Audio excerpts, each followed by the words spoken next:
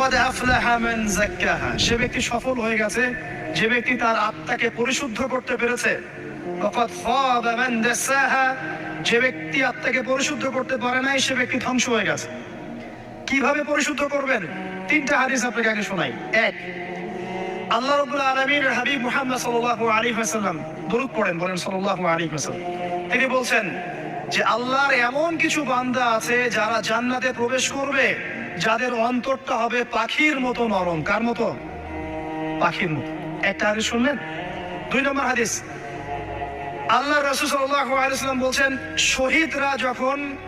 শহীদদের আত্মা যখন আল্লাহর কাছে পৌঁছায়, আল্লাহ রাব্বুল আলামিন সেই আত্মাগুলোকে সবুজ রঙের কিছু পাখির মধ্যে প্রদান করেন এবং সেই পাখিগুলো আরশের নিচে লণ্ঠন আছে এখানে বসে থাকে এবং তারা জান্নাতের যে কোনো জায়গায় যায়, ঘুরে খাবার খায়, আবার ফিরে আসে।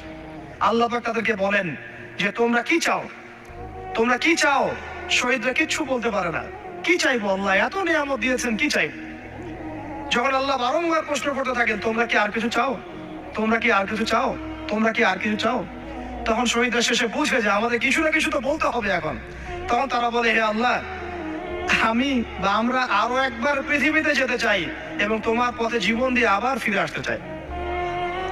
আল্লাহ পাক বলেন এই সুযোগ তো আর নেই, অতএব তোমাদের আর কিছু চাওয়ার নেই, তোমরা এখানেই থাকো।